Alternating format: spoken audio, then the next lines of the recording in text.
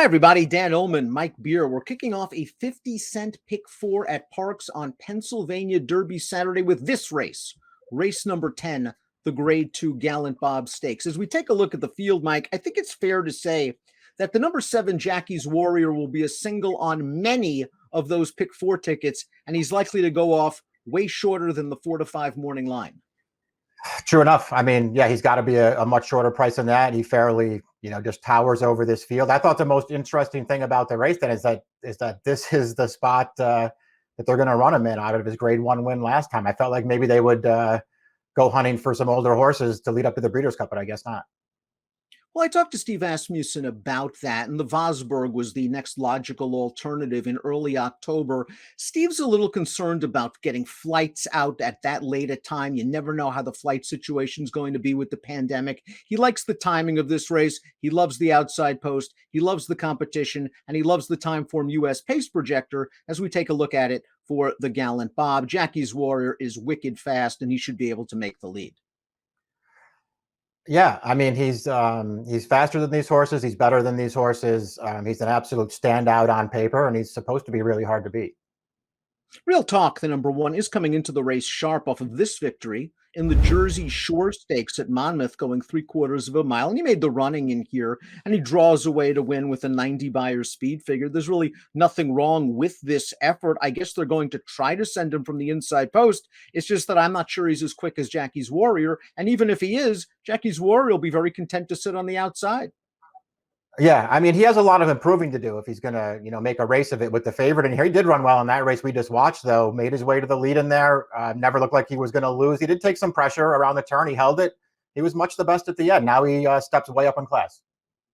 Jackie's Warrior's entry in the Gallant Bob didn't just surprise you. I talked to Kelly Breen, who entered 2 in here. He was dismayed as well as surprised that Jackie's Warrior is in this spot. New Bomb, he was hoping to get away from Jackie's Warrior after Jackie's Warrior walloped him in the Jerkins. This horse looked really good too, starts back in an entry-level allowance. I talked to Kelly. He's kind of thinking of scratching.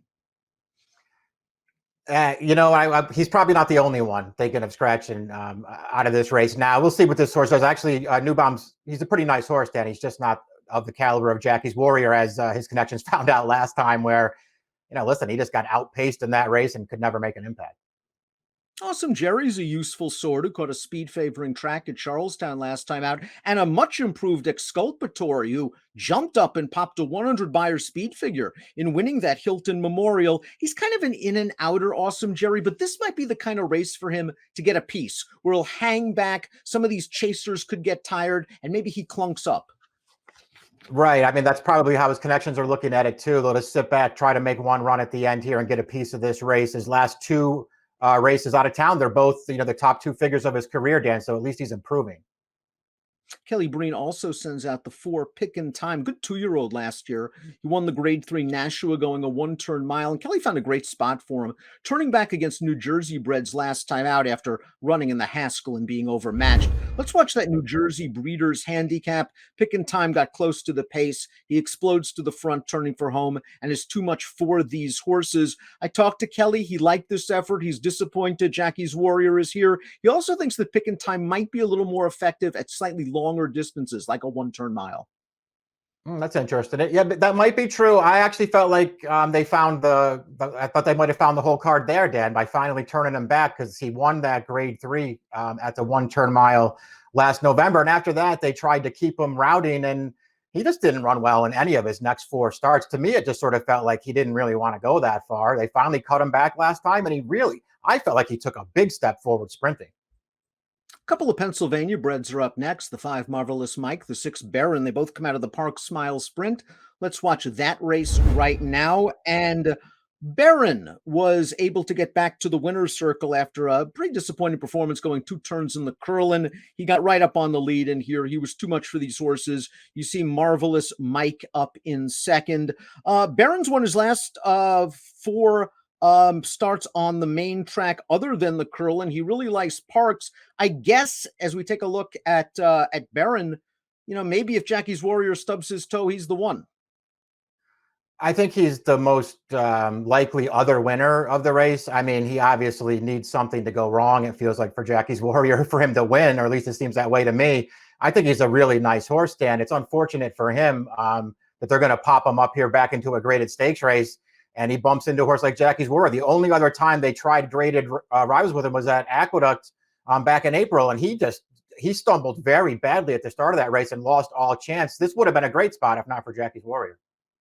So I guess you could make excuses for his two recent losses. The Curlin, a distance way too far for him against tough Yeah. competition, and the Bayshore, a race in which he stumbled at the start. And here's Jackie's Warrior, who's the horse to beat, obviously, off his win in the Jerkins. And this was a very impressive performance, not only because it was a 107 Beyer speed figure, but because Todd Pletcher had Life is Good ready to roll off of this lengthy layoff. And Asmussen told me he wasn't impressed only by the race, but the fact that Jackie's Warrior was unfazed when Life is Good outbroke him. He stayed in the race and he kept on going down towards the rail to outgame Life is Good.